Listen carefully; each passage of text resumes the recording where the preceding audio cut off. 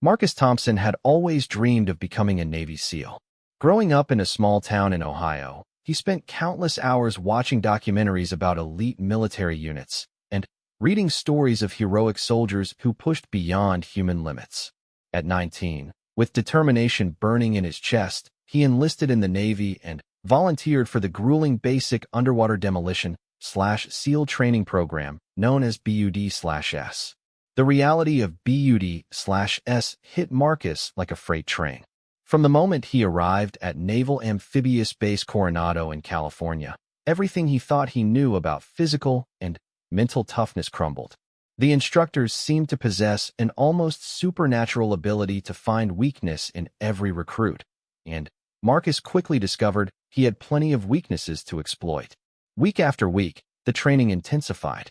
5-mile runs in soft sand that felt like quicksand, endless sets of push-ups and sit-ups, and the dreaded log PT where teams of 6 men carried telephone pole-sized logs over their heads for miles. Marcus watched as strong, capable men around him rang the brass bell that signaled their withdrawal from the program. Each ring echoed through the compound like a death knell, and Marcus felt his own resolve wavering with every passing day.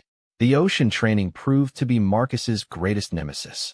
Despite growing up far from any major body of water, he had always considered himself a decent swimmer. But the Pacific Ocean off the coast of California was a merciless teacher.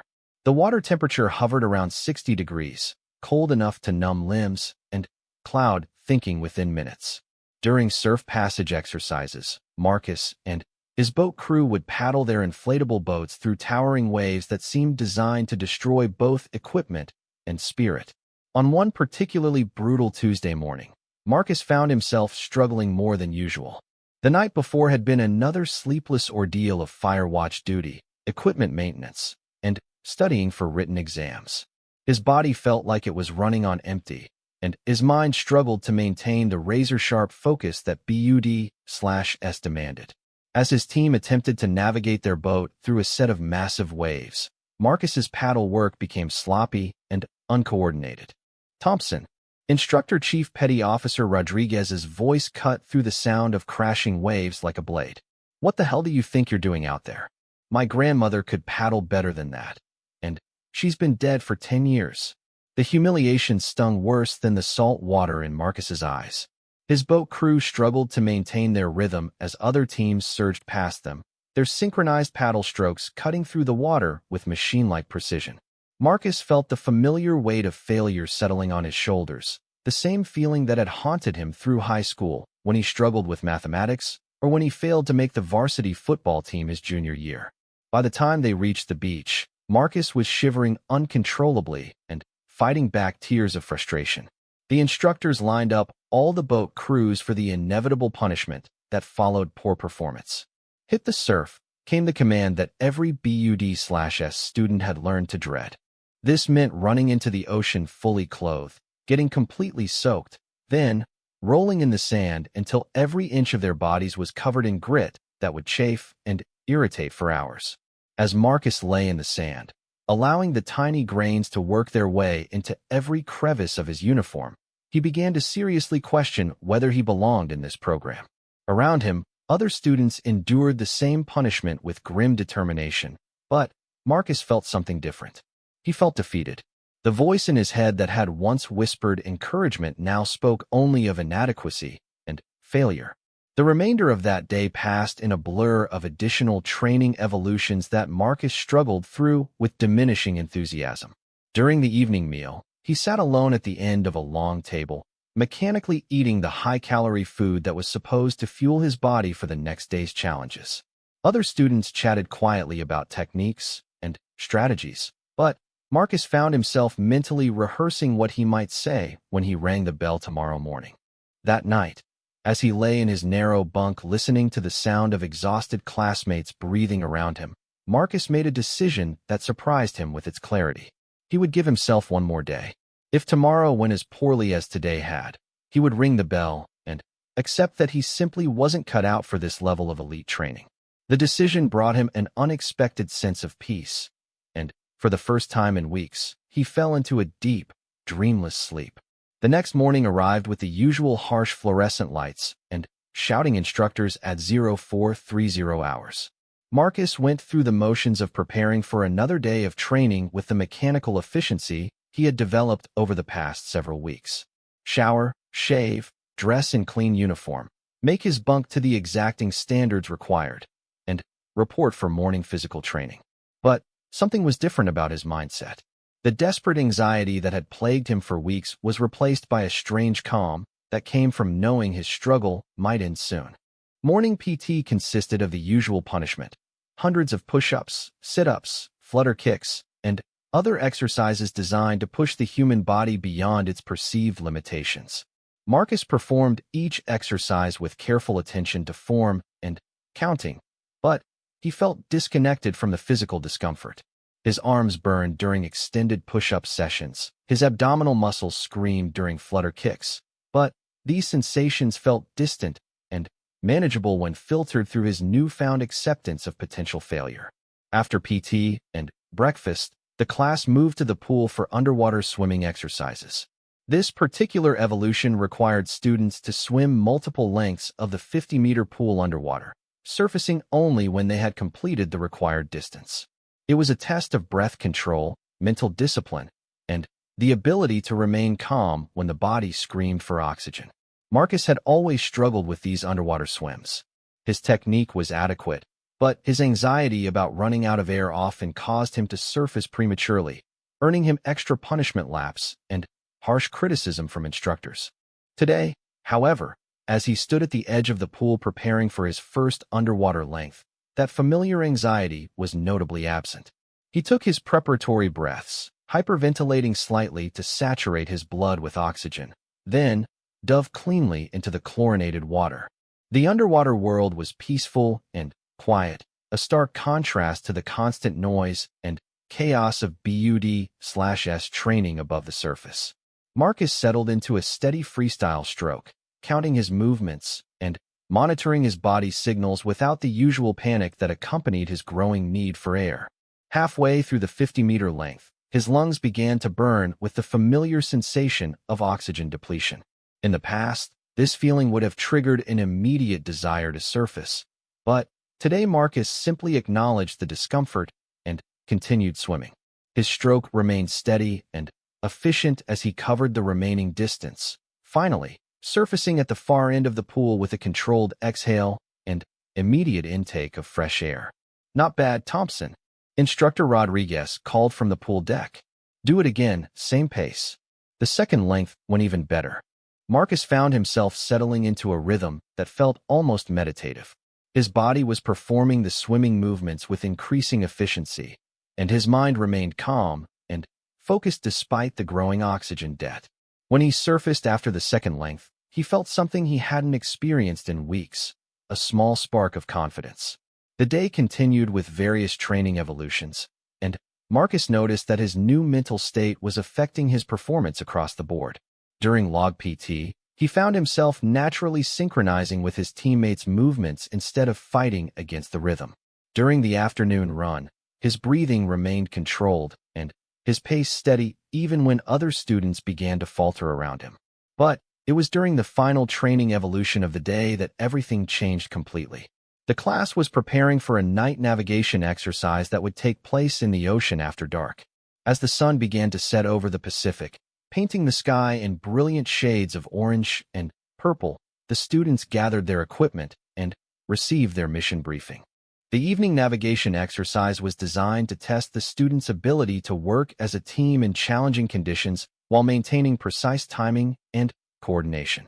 Each boat crew would be given coordinates for multiple waypoints that they needed to reach in sequence during the hours of darkness. Success required not only physical endurance, but also precise navigation skills, effective communication, and the ability to make critical decisions under pressure.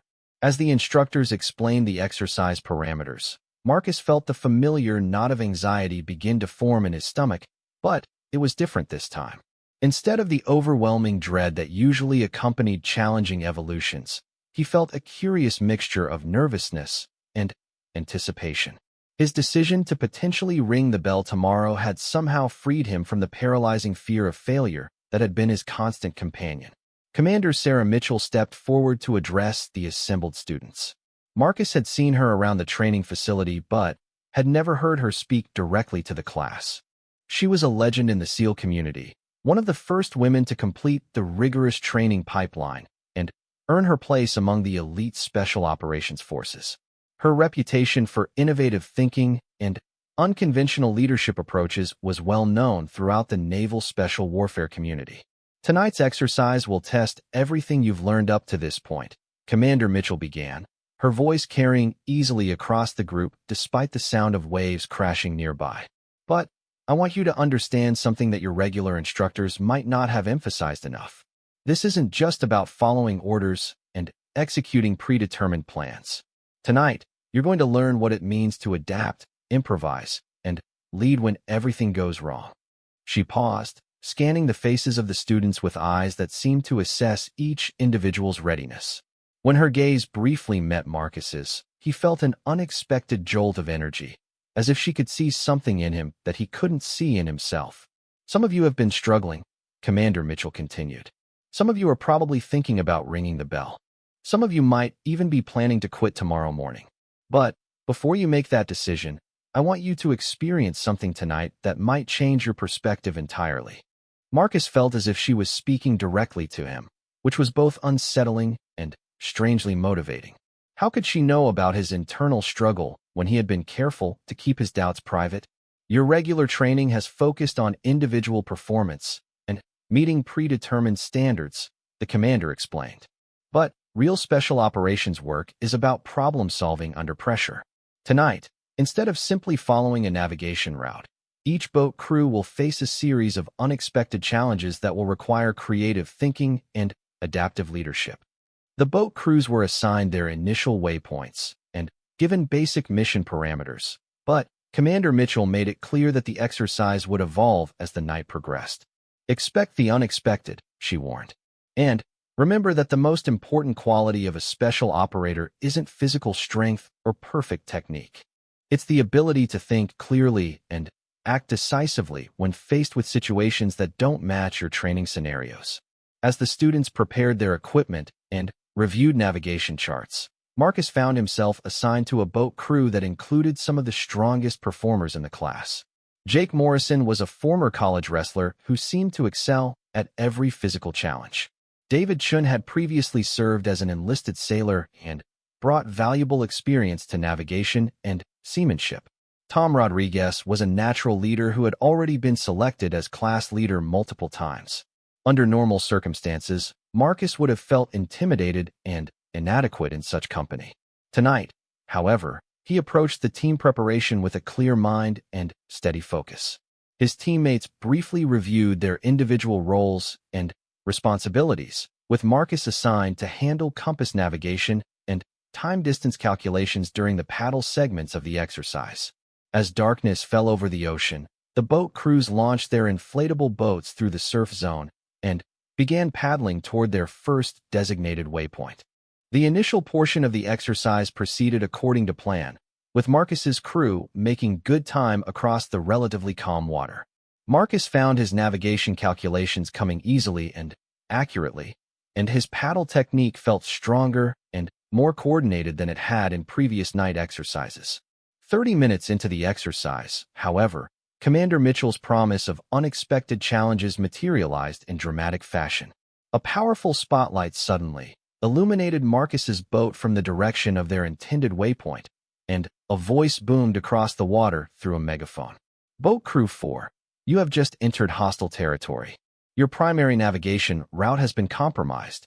Adapt your mission parameters and proceed to alternate Waypoint Charlie within 45 minutes. Be advised that enemy patrol boats are actively searching this area. The spotlight swept away, leaving the crew in darkness with a completely new set of challenges. Their original navigation plan was now useless, and they needed to plot a course to an alternate location they had only briefly studied during mission planning. More importantly, they needed to do this while avoiding detection by simulated enemy patrols that could appear from any direction.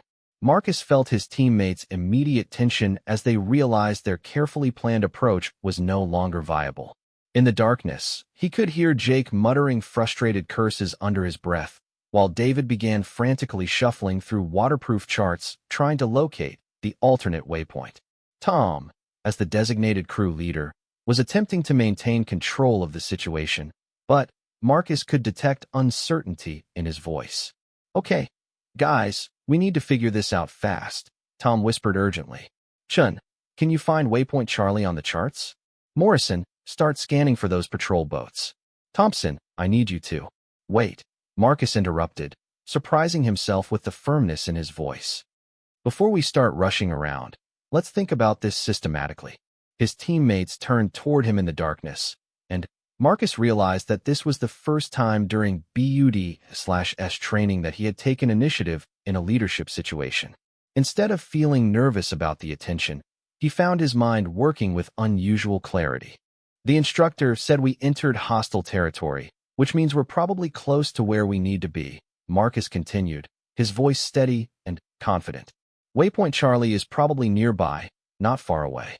Instead of trying to navigate there directly and risk running into patrols, what if we move away from this area first, then approach Charlie from an unexpected direction? David looked up from the charts. That could work.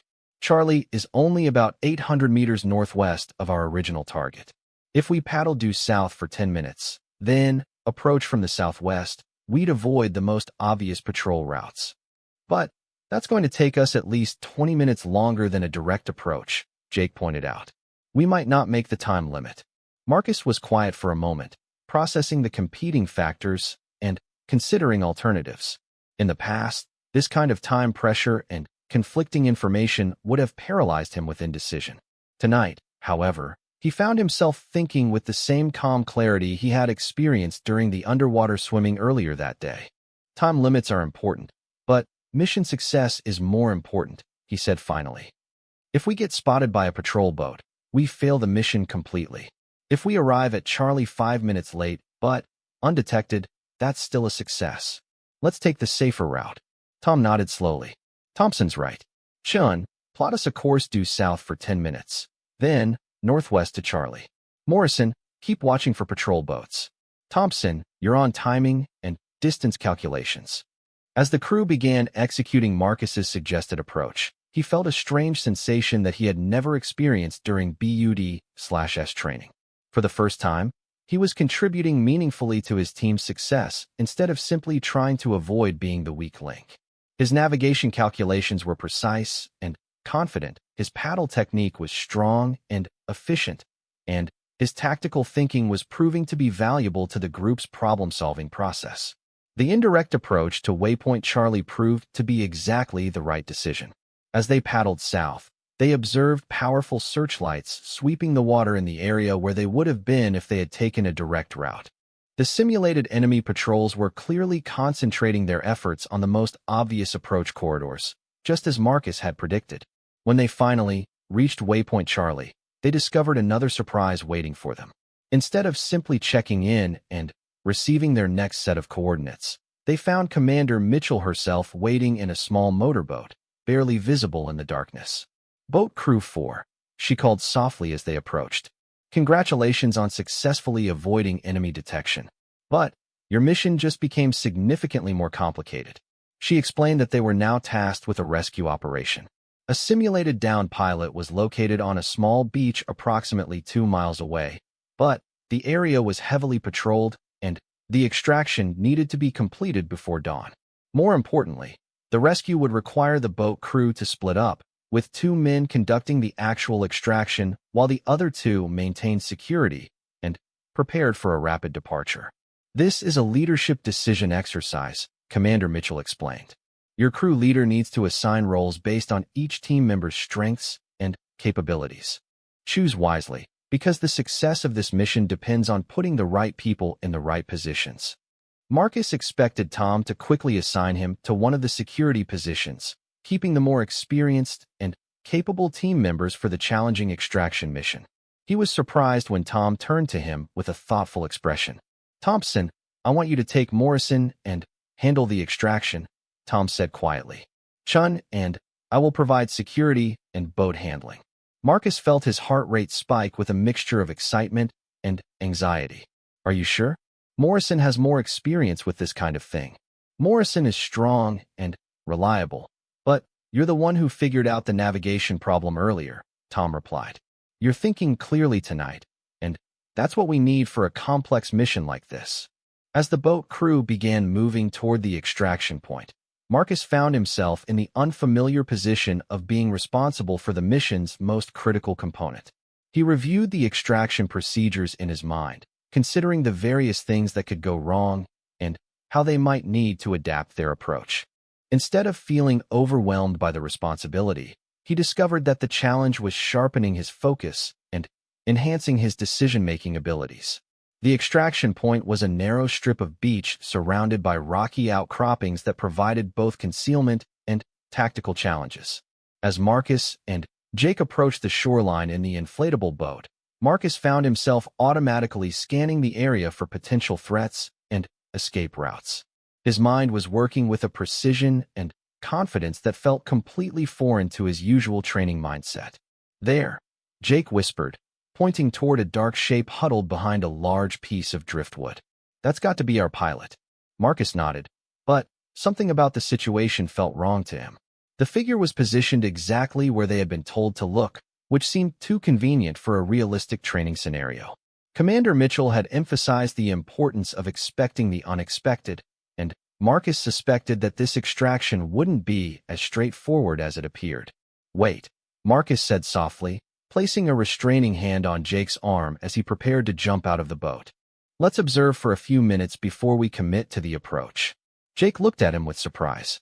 We're running out of time, Thompson. We need to grab the pilot and get out of here. I know, but think about what the commander said. This is supposed to test our ability to adapt when things don't go according to plan. That figure is positioned exactly where they told us to look. In a real situation, would a downed pilot stay in such an obvious location? As if responding to Marcus's concerns, a second figure suddenly emerged from behind the rocks on the far side of the beach. Then, a third figure appeared from a completely different direction. The three shapes began moving in a coordinated pattern that clearly indicated they were simulated enemy forces conducting a search operation. Holy shit, Jake breathed. You're right. If we had gone straight in, we would have walked right into them.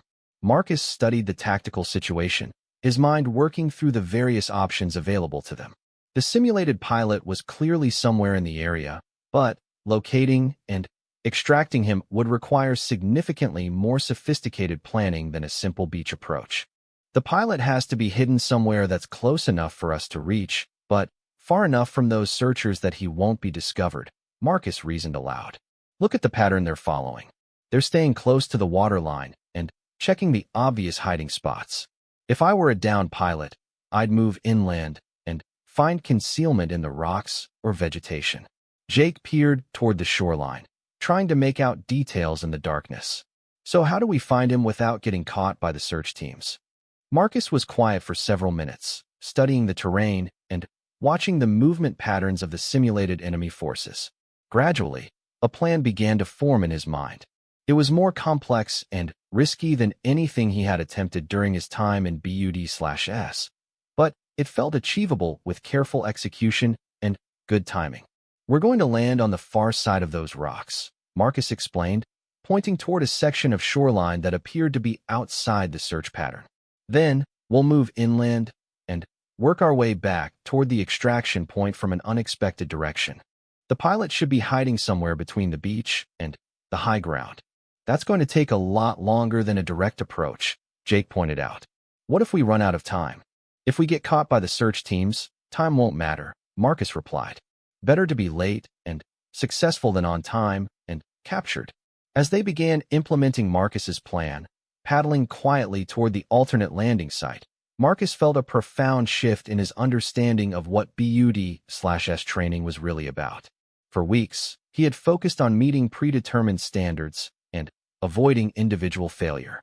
Tonight, however, he was discovering that the most important skills for special operations work were creative problem-solving, adaptive thinking, and the confidence to trust his own judgment in complex situations. The inland approach proved to be exactly the right decision.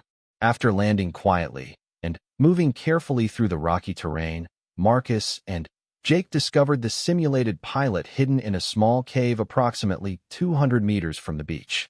He was positioned where he could observe the search teams without being detected, and where an extraction team could reach him without exposing themselves to unnecessary risk. "Good work finding me," the instructor playing the pilot role said quietly. "But getting me back to the boat is going to be the real challenge.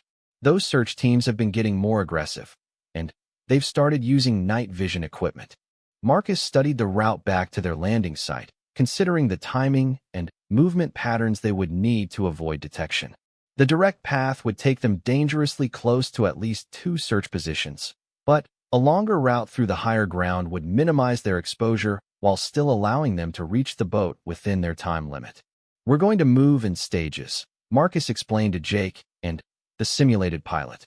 "First to that cluster of boulders, then to the dead tree, then straight to the boat. Stay low, move only when I signal, and if anyone gets separated, continue to the boat independently." The extraction proceeded flawlessly. Marcus's timing was precise, his route selection was tactically sound, and his leadership during the movement kept the team coordinated and focused. When they finally reached the boat where Tom and David were waiting, Marcus felt a surge of accomplishment that was completely different from anything he had experienced during his previous training successes. "Outstanding work." Commander Mitchell's voice came from the darkness as her small motorboat appeared alongside their inflatable craft. "Boat Crew 4, you have successfully completed a complex extraction operation under challenging conditions. But, more importantly, you've demonstrated the kind of adaptive thinking and battlefield leadership that defines special operations personnel." She paused, and Marcus could sense that she was looking directly at him even though he couldn't make out her features in the darkness. "Thompson," she continued, "I want to speak with you privately after this exercise concludes. The rest of you, return to base and prepare for mission debrief." As the boat crew paddled back toward the Naval Amphibious Base, Marcus found himself wondering what Commander Mitchell wanted to discuss with him. His teammates were congratulating him on his tactical thinking and leadership during the extraction, but Marcus was still processing the dramatic change in his own capabilities and confidence level that had occurred over the course of the evening. Back at the base, after the boat crew had cleaned and stowed their equipment, Marcus reported to Commander Mitchell's temporary office in one of the training facility buildings. She was waiting for him with a cup of coffee and a thoughtful expression. "Sit down, Thompson," she said, gesturing toward a chair across from her desk. "Tell me about what happened to you tonight." Marcus wasn't sure how to answer the question. How could he explain that he had somehow transformed from a struggling student who was planning to ring the bell into someone who was capable of leading complex operations under pressure? "I'm not sure I understand what you mean, ma'am," he said carefully. Commander Mitchell smiled. "Let me be more specific. 3 days ago, your instructors identified you as one of the students most likely to ring the bell within the next week. Your performance scores have been consistently below average, and your confidence level has been visibly declining. Tonight, however, you demonstrated tactical thinking, leadership abilities, and decision-making skills that impressed not only me but also some very experienced instructors who were observing the exercise." She leaned forward slightly, studying his face. What changed? Marcus thought carefully before responding. How could he explain that his decision to potentially quit tomorrow had somehow freed him to perform at his highest level tonight? "I think I stopped being afraid of failure," he said finally. "For weeks, I've been so worried about not being good enough that I couldn't focus on actually performing the tasks. Tonight, I decided that I was probably going to ring the bell tomorrow morning, so I might as well just try to do my best without worrying about the consequences." Commander Mitchell nodded slowly. "That's one of the most insightful things I've heard from a BUD/S student in years. Do you realize what you've just discovered?" Marcus shook his head. "You've learned the difference between performing to avoid failure and performing to achieve excellence," she explained. "Most people spend their entire careers trying to understand that distinction. You figured it out during one night training exercise." She stood up and walked to the window, looking out toward the ocean where the training evolution had taken place. "Thompson, I'm going to give you an order that might seem unusual," she said without turning around. "I'm ordering you not to ring the bell." I'm ordering you to continue this training program with the same mindset you had tonight. I'm ordering you to stop worrying about whether you're good enough and start focusing on becoming the best special operator you're capable of being. Marcus felt his heart rate spike. Ma'am, I'm not sure I can maintain tonight's performance level consistently. What if I go back to struggling tomorrow? Commander Mitchell turned to face him with a serious expression. Then, you'll learn from the struggle and perform better the next day. That's what this training is really about, Thompson. It's not about being perfect from the beginning. It's about developing the resilience and adaptability to keep improving no matter what challenges you face. She returned to her desk and pulled out a file folder.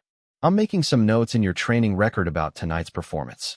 Your regular instructors are going to start giving you leadership opportunities and more complex challenges. I want you to approach each one with the same confidence and creative thinking you showed tonight. But what if I fail those challenges? Marcus asked. Then you'll fail them with honor and learn something valuable in the process, Commander Mitchell replied. But I don't think you're going to fail. Tonight proved that you have the mental tools necessary for this kind of work. You just need to trust yourself enough to use them consistently. As Marcus left the commander's office and walked back toward the barracks, he felt as if he was seeing the entire BUD/S training program from a completely new perspective. The physical challenges that had seemed insurmountable a few hours earlier now felt like interesting problems to be solved. The instructors who had seemed like merciless tormentors now appeared to be experienced professionals trying to help him develop capabilities he didn't know he possessed.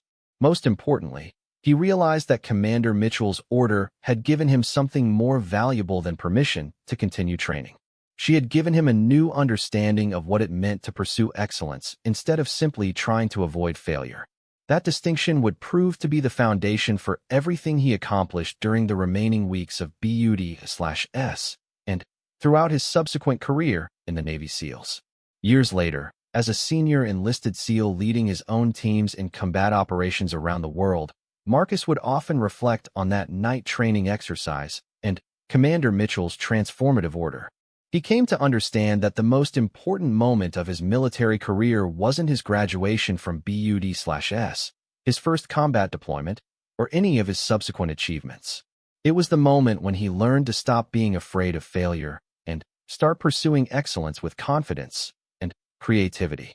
The lesson became central to his own leadership philosophy as he mentored younger SEALs facing their own struggles with confidence and capability. He would tell them about that night when a single order from a wise commander changed his entire perspective on what it meant to be part of an elite military unit. Excellence wasn't about being perfect from the beginning. It was about having the courage to keep pushing beyond your perceived limitations, learning from every challenge, and maintaining the confidence to trust your own judgment when faced with complex problems that had no predetermined solutions.